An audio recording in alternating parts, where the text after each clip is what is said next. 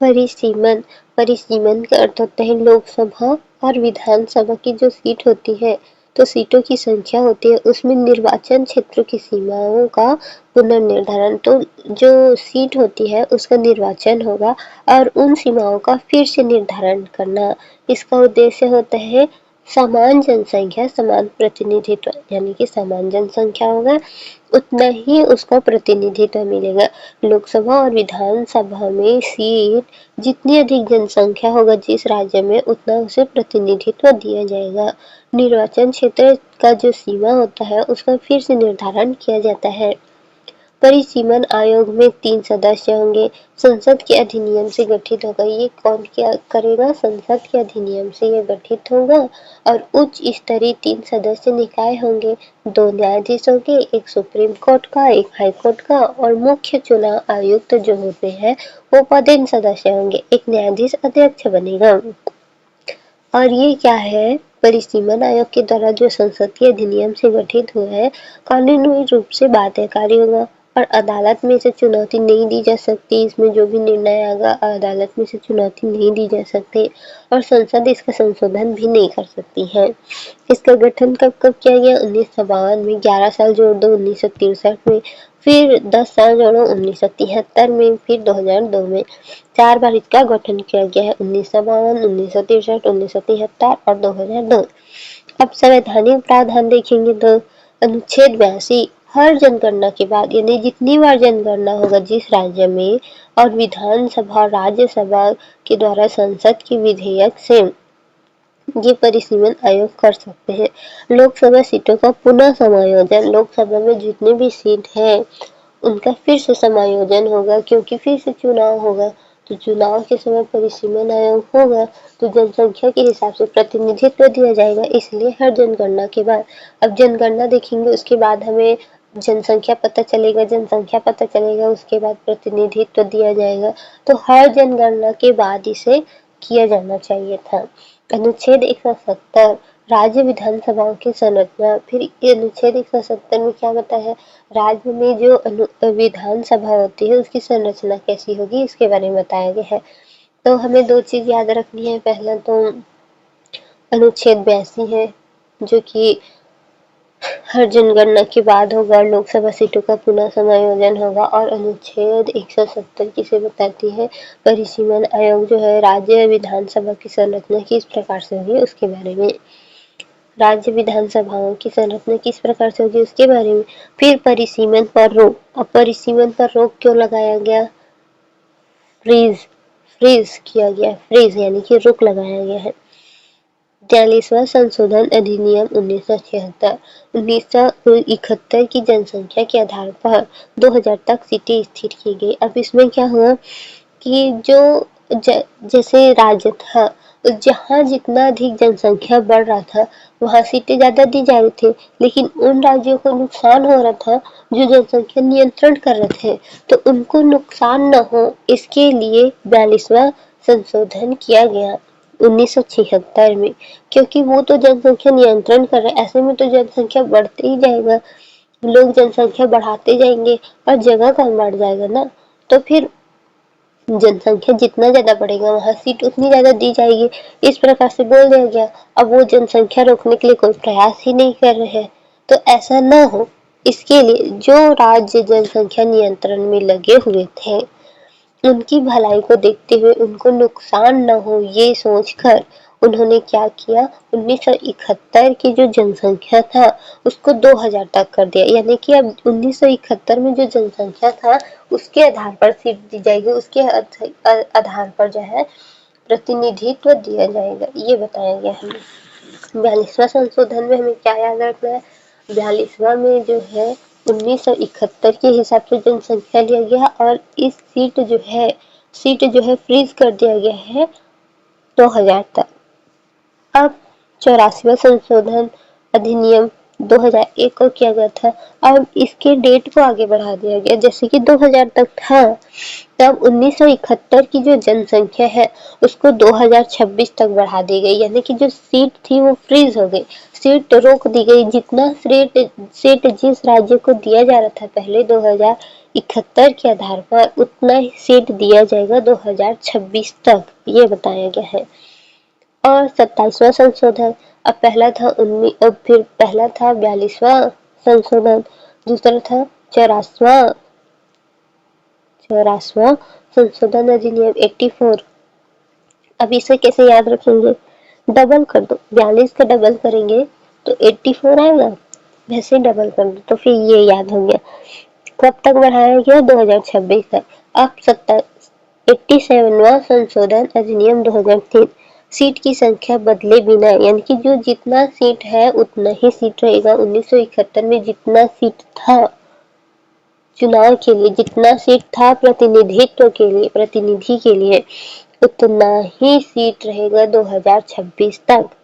लेकिन 2000 जनगणना क्यों की जाएगी, जनगणना के हिसाब से की जाएगी। मतलब अभी तक जो सीट था वो सीट तो वैसे का वैसा रहेगा, लेकिन जनगणना के आधार पर 2001 को लिया जाएगा। अभी तक 1971 की जनगणना के आधार पर सीट दी गई थी, सीट उतना ही रहेगा, लेकिन जनगणना जिस हिसाब से हुआ है उसको चेंज करेंगे। 1971 की जनगणना नहीं लेंगे, 2001 की जनगणना के आधार पर लेंगे। समझ में आ रहा है ना, 2001 की जनगणना को लेंगे। अब इसको कैसे याद रखेंगे, 84 हो गया, 3 बढ़ा दिए, इसमें 3 जोड़ दिए, 87 हो गया। तो पहला क्या था, 42वां संशोधन था, 1971 के हिसाब से, जनगणना के हिसाब से ली जाएगी जनसंख्या को, और इसे 2000 तक सीट को फ्रीज कर दिया गया, स्थिर कर दिया गया था।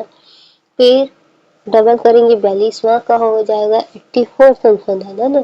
तो इसमें क्या किया गया था, 2026 तक कर दिया गया था, बढ़ा दी गई थी रोक को।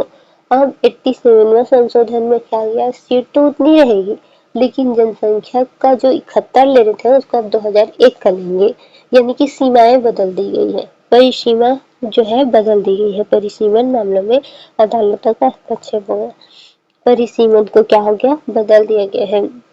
न्यायिक समीक्षा, अनुच्छेद 329, अनुच्छेद 329, चुनाव व परिसीमन मामलों में अदालतों का हस्तक्षेप सीमित।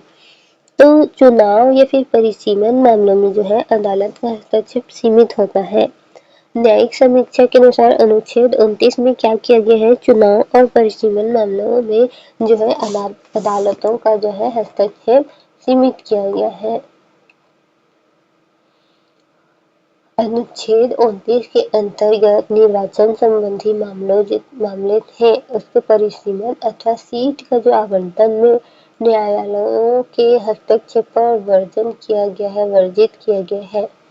फिर उसके बाद 31वां संशोधन अधिनियम भी हुआ था, जिसमें से 1973 में हुआ था 31वां, और इसमें क्या था, 60 लाख से कम जनसंख्या वाले राज्य को जनसंख्या आधारित परिसीमन प्रक्रिया से अपवर्जित रखा गया था, यानी कि उनको अलग कर दिया गया था ताकि उनके साथ अन्याय न हो, इसलिए उसको अलग कर दिया गया था। तो इन 31वां संशोधन अधिनियम भी हुआ था। अभी तक हमने 42 देखे हैं, फिर मतलब 42 देखे हैं, 84 देखे हैं, फिर 87 देखे हैं। तो उससे पहले आएगा 31, ताकि उनका 60 लाख से कम जनसंख्या वाले राज्य थे, उनको जनसंख्या आधारित परिसीमन प्रक्रिया से वर्जित कर दिया गया था। 329, अनुच्छेद 329 में क्या था, चुनाव और परिसीमन मामलों में अदालतों का हस्तक्षेप सीमित होगा। और लेकिन 2024 केस किशोर चंद्र बनाम, ये याद रखना पड़ेगा हमें, 2024 किशोर चंद्र का जो था केस, उसके हिसाब से यदि मनमानी चलती हो और संविधान का उल्लंघन हो, तब तो न्यायिक समीक्षा होगा ही। तो मनमाना नहीं होना चाहिए, जैसे कि बढ़ाते बढ़ाते 2026 कर दे तो ये मनमाना ही तो है, कितनी बार बढ़ाएंगे, तो 2026 कर दिए हैं। इसी प्रकार से मनमाना नहीं होना चाहिए और संविधान का उल्लंघन भी नहीं होना चाहिए।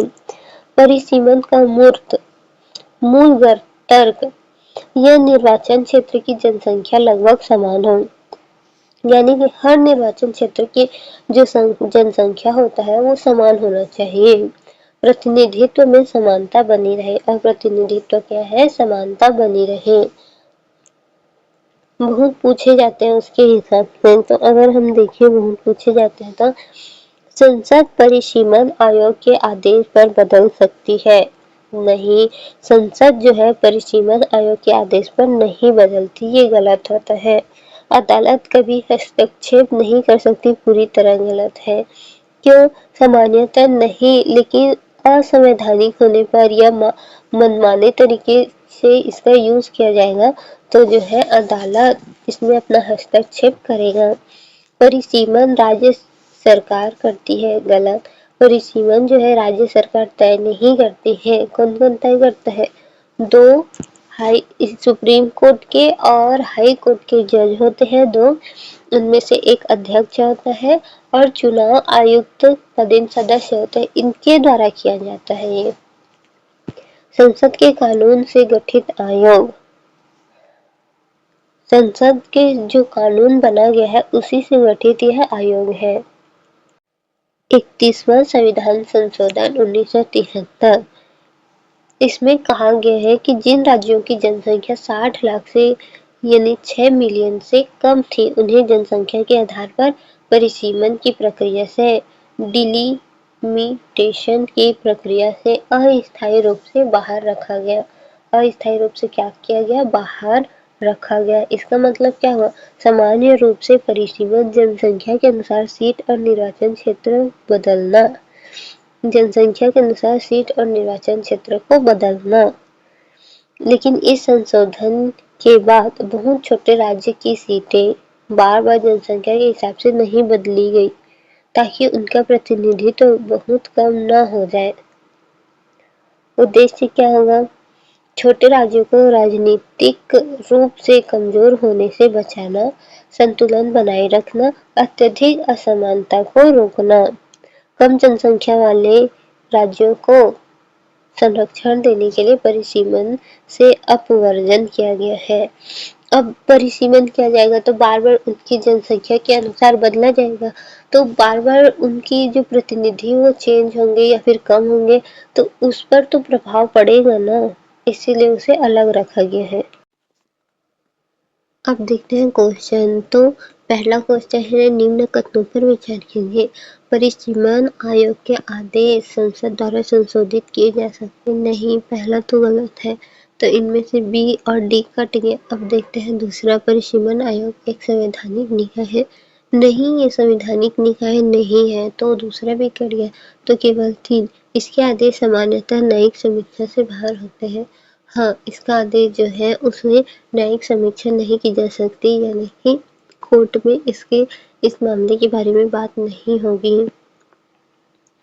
भारत में परिसीमन पर रोक लगाने का मूल कारण था संघीय ढांचे की रक्षा नहीं, जनसंख्या नियंत्रण को प्रोत्साहन। हाँ, बी जो है जनसंख्या नियंत्रण को प्रोत्साहन करने के लिए ये किया गया था। अब देखते हैं तीसरा, तो 84वें संविधान संशोधन अधिनियम 2001 का प्रावधान था परिसीमन आयोग को समाप्त करना नहीं, सीटों का पुनः वितरण प्रस्तुत करना नहीं, सीट फ्रीज को 2026 तक बढ़ाना। तो 84 में हाँ 2026 तक बढ़ाया गया था, तो ये इसका आंसर होगा सी। अनुच्छेद 82 और अनुच्छेद 170 का संबंध है न्यायिक समीक्षा से, वित्तीय वितरण से, निर्वाचन क्षेत्रों में पुनर्निर्धारण से, तो इसका आंसर होगा सी, निर्वाचन क्षेत्रों के पुनर्निर्धारण से। 82 में क्या बोला गया था कि 82 में कि निर्वाचन क्षेत्र जो राज्यसभा होगा, सॉरी विधानसभा होगा, तो प्रत्येक बार जनगणना होगी, उसके बाद जनगणना समाप्ति के बाद लोकसभा में राज्य के लिए सीटों का पुनर्समायोजन किया जाएगा और प्रत्येक राज्य को जितनी जनसंख्या होगी उसके अनुसार क्या होगा, प्रतिनिधित्व दिया जाएगा। फिर 170 में क्या बोला गया था कि जितनी भी विधानसभा की संरचना होगी उसके बारे में प्रावधान होगा, तो निर्वाचन क्षेत्र के पुनर्निर्धारण से संबंधित होगा, तो आंसर आएगा सी। निम्न में से कौन सा कथन गलत है? परिसीमन लोकसभा और विधानसभा दोनों के लिए होता है। परिसीमन आयोग के आदेश बाध्यकारी होते हैं। परिसीमन आयोग के आदेशों को संसद संशोधित कर सकती है। परिसीमन जनसंख्या समानता पर आधारित होती है। तो इसका आंसर होगा परिसीमन आयोग के आदेश बाध्यकारी होते हैं। हमने ऊपर पढ़ा था ये बाध्यकारी होता है। 87वें संशोधन 2003 के अंतर्गत कौन सा परिवर्तन किया गया? तो 2003 के अंतर्गत 87 में सीटों की कुल संख्या बढ़ाई गई नहीं। परिसीमन पूरी तरह समाप्त किया गया नहीं। 2001 जनगणना के आधार पर सीमाओं का पुनर्निर्धारण। हाँ, तो परिसीमन पर स्थायी रूप से तो रोक नहीं लगाया गया था, लेकिन 2026 तक इसे क्या कर दिया गया था? रोक दिया गया था। 2026 तक 84 में क्या किया था? 2026 तक इसे रोक लिया गया था। और 87 में क्या किया गया था? इसके अंतर्गत सीटों और निर्वाचन क्षेत्रों की जनसंख्या में परिवर्तन किए बिना 2001 की जनगणना के आधार पर परिसीमन की अनुमति दी गई थी, यानी कि सीमाओं को तय किया गया था। परिसीमन पर स्थायी रोक 2001 जनगणना के आधार पर सीमाओं का पुनर्निर्धारण किया गया था, तो आंसर आएगा सी। परिसीमन आयोग की संरचना में कौन शामिल नहीं होते? सर्वोच्च न्यायालय के न्यायाधीश, मुख्य चुनाव आयुक्त, केंद्र गृह मंत्री। तो केंद्र गृह मंत्री जो है वो परिसीमन आयोग की संरचना में शामिल नहीं होते हैं। फिर 8वां क्वेश्चन, निम्न में से कौन सा परिसीमन प्रत्यक्ष उद्देश्य है? तो इसका प्रत्यक्ष उद्देश्य राज्यों का विलय, समान राजनीतिक प्रतिनिधित्व, कर संग्रह बढ़ाना या प्रशासनिक सीमाओं का पुनर्गठन। तो इसमें क्या होगा? इसका शायद डी या बी हो सकता है, देखते हैं। बी है, बी। परिसीमन पूरी तरह समान राजनीतिक प्रतिनिधित्व। अनुच्छेद 29 के संदर्भ में सही कथन है। न्यायालय सभी चुनावी मामलों में हस्तक्षेप कर सकता है। नहीं। परिसीमन पूरी तरह न्यायिक नियंत्रण से मुक्त है। चुनाव संबंधी मामलों में न्यायालयों का हस्तक्षेप सीमित है। केवल उच्च न्यायालय हस्तक्षेप कर सकता है। तो इसका आंसर आएगा सीमित। परिसीमा पूरी तरह न्यायिक नियंत्रण से मुक्त है। सी होगा इसका आंसर। चुनावी संबंधी मामलों में न्यायालयों का हस्तक्षेप सीमित है। परिसीमन जनसंख्या वृद्धि को दंडित करता है और नियंत्रण को पुरस्कृत करता है। यह कथन किस संदर्भ में कहा गया है? परिसीमन जनसंख्या वृद्धि को दंडित करता है और नियंत्रण को पुरस्कृत करता है। वित्त आयोग, परिसीमन आयोग, जनगणना आयोग, नीति आयोग। बी, परिसीमन आयोग के द्वारा। रिवीजन के रूप में शॉर्ट नोट देख लेते हैं। 31वें संशोधन अधिनियम 1973। जिन राज्यों की जनसंख्या 60 लाख से कम थी उन्हें जनसंख्या आधारित परिसीमन से बाहर रखा गया, क्योंकि ताकि छोटे राज्य बहुत कम सीटों वाले होकर कमजोर न हो जाए। तो याद कैसे रख सकते हैं? 31वां छोटे राज्यों की सुरक्षा। 42वां क्या किया गया था? लोकसभा और विधानसभा की सीटें 1971 की जनसंख्या आधार पर फ्रीज यानी स्थिर कर दी गई 2000 तक। जनसंख्या नियंत्रण को बढ़ावा देने के लिए जो राज्य परिवार नियोजन में अच्छे होंगे, नुकसान न हो। 42वां सीट रोक यानी फ्रीज की शुरुआत। फिर 84वां संशोधन अधिनियम 2001 सीट फ्रीज को और 2000 से बढ़ाकर 2026 कर दिया गया है। अब भी सीटों की संख्या नहीं बदलेगी। उद्देश्य जनसंख्या नियंत्रण का सम्मान। ट्रिक 84वां रोक को आगे बढ़ाया। रोक को 2026 तक कर दिया गया। 31 क्या था? 31 में जो है 60 से कम जनसंख्या वालों को अलग कर दिया गया था, ताकि उनकी जनसंख्या कम होने के कारण उनको प्रतिनिधित्व कम या पिछड़ापन न हो जाए, असमानता न हो जाए, इसलिए। फिर 42वां में क्या किया गया था? 1971 की जनसंख्या को 2000 तक आगे बढ़ा दिया गया था। 84वां में क्या किया गया था, 2026 तक कर दिया गया था। अब 27वां में क्या कर दिया गया है, 2001 की जनगणना को लिया गया है। सीटें नहीं बदल सकती थी, सीमाएं भी नहीं बदल सकती थी, इसलिए सीटों की संख्या वही रहेगी, लेकिन निर्वाचन क्षेत्रों की सीमाएं बदली जा सकती है। 2001 की जनगणना लिया था, हर सीट में जनसंख्या लगभग बराबर हो सके। 87वां संख्या वही, सीमा बदली। और फिर समान रूप से अगर देखें तो 31वां छोटे राज्यों को छूट, 42वां सीटें फ्रीज और 84वां फ्रीज। 2026 तक 87वां सीमा बदली, सीट नहीं।